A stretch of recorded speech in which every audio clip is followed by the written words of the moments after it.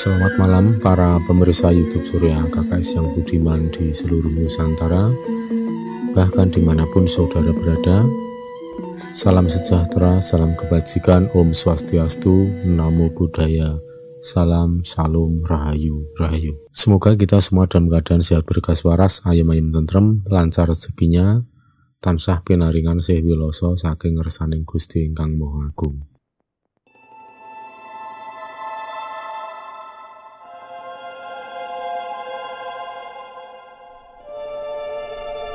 Pada kesempatan ini saya akan mengajak kembali pada para pemirsa untuk terus meningkatkan kemampuan dalam hal membaca bahasa alam. Terutama kita akan mengevaluasi sedikit apa yang beberapa waktu lalu saya sampaikan dalam konten sebelum ini tentang bahaya yang berasal atau bahaya yang berawal dari barat.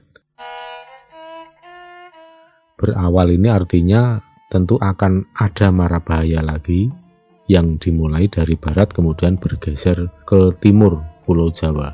Karena ini adalah awal, maka bisa meluncat ke sisi timur wilayah Pulau Jawa. Pada konten berikut ini saya sebelum membeberkan atau menyampaikan informasi terkait perkembangan bagaimana kondisi atau keadaan keamanan nasional dalam hubungannya dengan bencana alam, saya akan mengawali dengan sedikit evaluasi tentang bencana-bencana yang terjadi beberapa hari ini.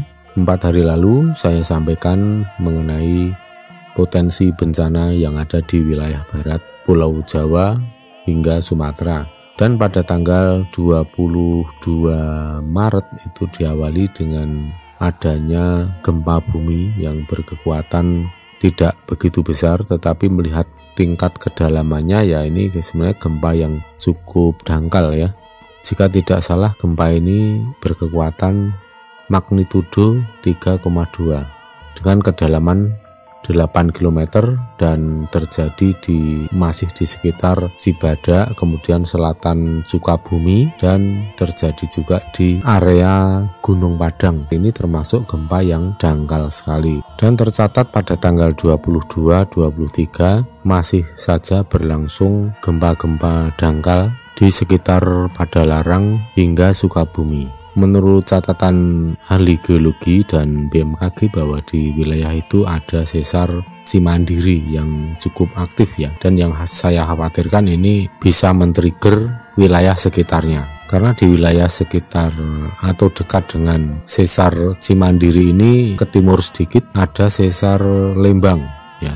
Ya mudah-mudahan ini tidak memicu ke arah sana, tapi ini benar-benar menarik perhatian untuk dicermati dan diikuti gejala-gejala yang kemudian terjadi beberapa waktu yang akan datang. Kemudian pada tanggal 22 Maret sekitar pukul 10 ini warga Sukabumi mendengarkan suara gemuruh, dan menurut BMKG ini merupakan aktivitas sesar. Nah, ini sebenarnya sudah sangat jauh kemajuan BMKG ya. Kenapa ini saya katakan kemajuan yang sangat jauh? Karena kira-kira 2 tahun yang lalu suara-suara gemuruh ini masih diartikan sebagai sesuatu yang tidak diketahui ya. Bahkan ada juga yang mengatakan itu suara guntur, suara geluduk, bahkan ada yang menyangka itu sebagai suara pesawat ya. Tapi tahun yang lalu dan sejak tahun 2020 saya menyampaikan pada sedulur-sedulur bahwa suara gemuruh ini menurut pengalaman kami yang pernah terjadi gempa bertubi-tubi, gempa cukup besar di Jogja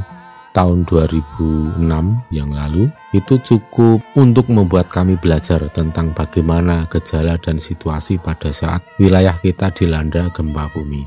Dan saya waktu itu menyampaikan bahwa suara-suara gemuruh dentuman yang terjadi, yang terdengar seperti di dalam tanah atau di kedalaman tanah, yaitu menurut pengalaman kami itu merupakan aktivitas sesar, itu merupakan aktivitas yang terjadi di dalam bumi. Karena seringkali suara gemuruh ya atau dentuman-dentuman yang terdengar asalnya dari dalam tanah itu bagi kami menyaksikan bahwa itu merupakan aktivitas yang terjadi di bawah tanah sana, jauh di bawah tanah. Karena biasanya kalau kita berdiam diri kemudian konsentrasi pada saat terjadi suara gemuruh atau dentuman di dalam tanah, sebenarnya ada terjadi getaran tapi kecil sekali. Mungkin kalau kita nggak diam atau kita nggak meditasi, kita tidak akan mendengar suara atau kita tidak akan bisa merasakan getaran itu yang menyertai setiap muncul suara gemuruh dan dentuman yang berasal dari dalam tanah. Kemudian pada tanggal 23 Maret ya 2002 sekitar jam 16 sore di sebagian wilayah Jakarta juga dilanda angin yang sangat kencang sehingga menumbangkan puluhan pohon, dan kejadiannya tidak berhenti di situ karena pada tanggal 24 Maret 2002 sekitar jam 9:12 terjadi letusan Gunung Anak Krakatau. Ini banyak sekali fenomena alam kalau saya sebut satu persatu yang terjadi di Jawa Barat pada waktu itu. Ya kiranya cukup intens ya. Ini seperti letusan Anak Krakatau ini kan spesifik sekali ya karena keberadaannya di tengah laut dan setiap saat orang sulit untuk memantau visual kawah Gunung Anak Krakatau ini.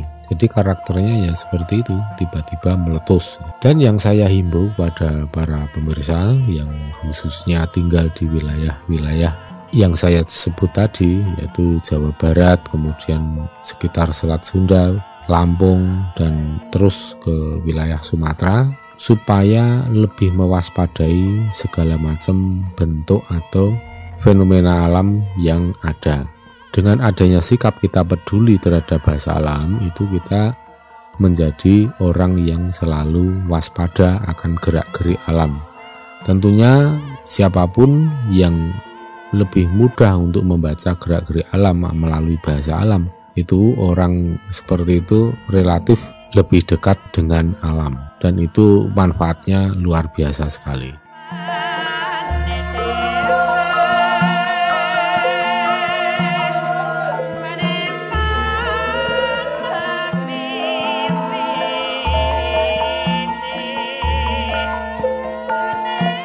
Para pemirsa YouTube Surya KKS yang budiman di seluruh Nusantara bahkan dimanapun saudara berada, pada tanggal 20 Maret 2022 tepatnya hari Minggu, kami melanjutkan untuk nyadran atau acara ruwah ya. Kita datang ke leluhur dan kemudian kita atur sembah pangabekti dan nyekar ataupun bakar dupa. Nah pada waktu itu kami berangkat ke Pasaran Agung Kota Gede yang sudah siang sekitar jam 12 kurang. Namun di sini ada sesuatu yang sifatnya itu benar-benar yang membuat kaget ya. Karena di situ saya melihat ada bunga-bunga yang di ronce ya atau melati rinonce.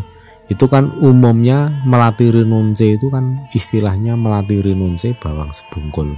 Tapi itu bukan semacam bawang sebungkul dan bukan rinonce juga, hanya bunga melati disambung-sambung.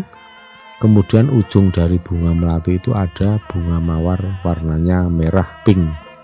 Kemudian bunga melati itu disampirkan atau diletakkan itu seperti orang memasang bunga melati yang dirangkai itu ya menjulur gitu, melintang di tas pusara itu. Ini mirip seperti kalau kita melihat orang meninggal dunia itu kan setelah kain yang menutup peti itu kemudian dikalungi dengan melati rinunci, tetapi memang ujungnya beda. Ujungnya itu ya rangkaiannya seperti itu, ujungnya ada bunga mawar.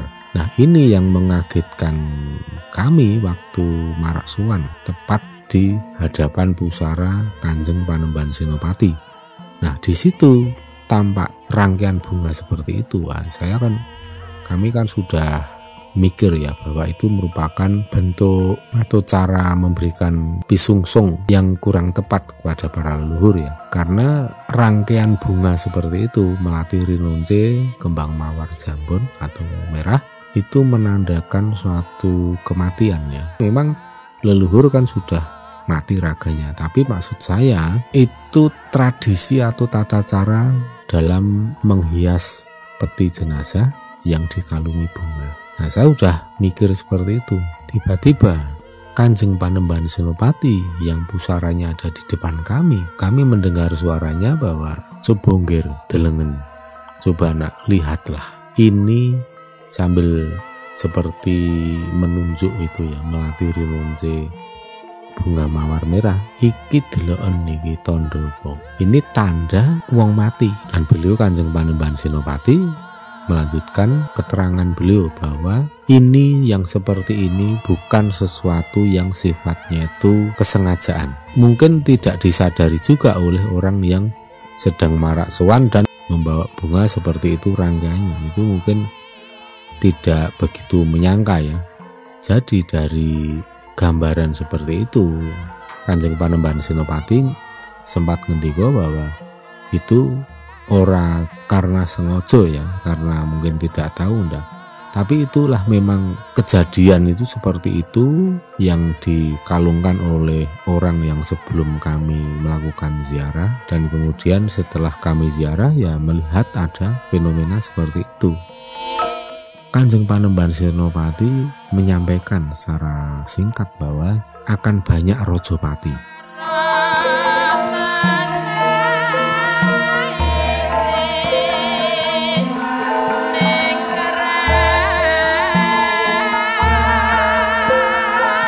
Jadi artinya rojopati ini adalah kematian atau pembunuhan. Pembunuhan ini bisa dari kegiatan atau fenomena alam, bisa juga karena dicelakain orang. Tapi yang jelas itu menggambarkan suatu keadaan rojopati, dan itu bukan waktu pas ya, bukan past tense, tapi itu futuristik atau dalam artian itu suatu gambaran yang akan terjadi.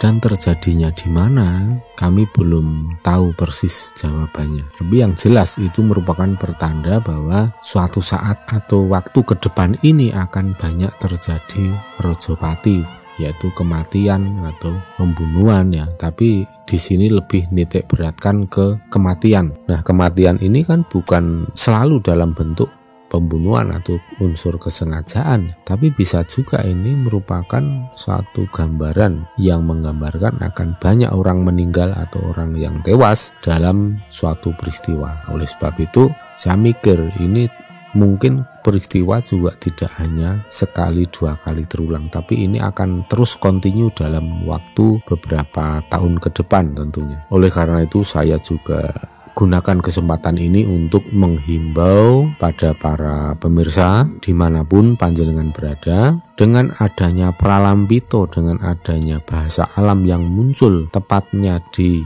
pusara Kanjeng Panembahan Senopati. Bahkan siang itu setelah selesai kami di Pasarean Agung Kota Gede, pralambito atau lambang atau bahasa alam ditunjukkan di depan kami yang terjadi di pusara Kanjeng Panembahan Senopati, dan bahkan saat kami kemudian beranjak ke Pajimatan Agung Imogiri untuk nyekar marak sowan Kanjeng Sultan Agung.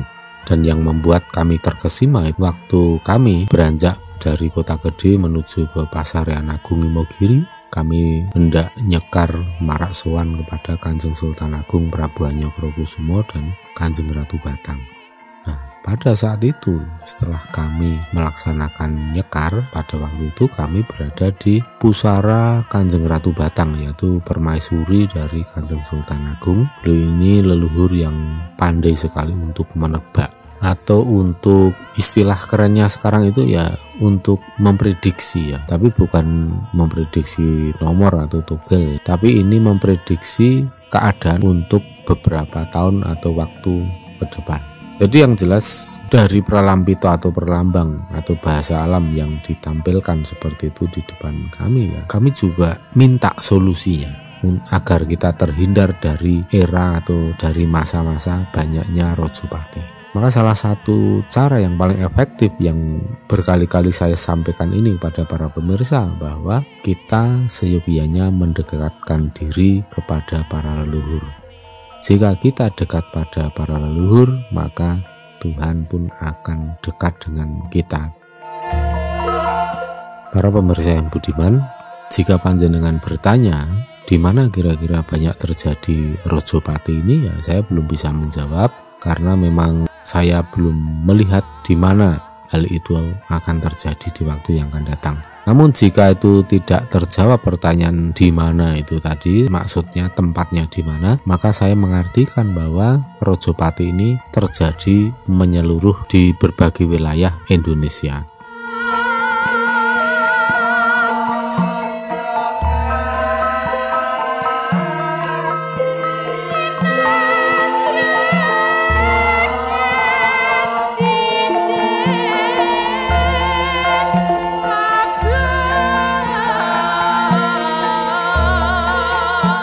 Nanti beberapa waktu yang akan datang, jika memang keadaan bisa berubah menjadi cukup darurat karena banyak sekali bencana atau fenomena alam yang bisa mengakibatkan risiko keselamatan bagi warga, maka kami akan berusaha untuk update terus bagaimana dan apa yang harus kita lakukan.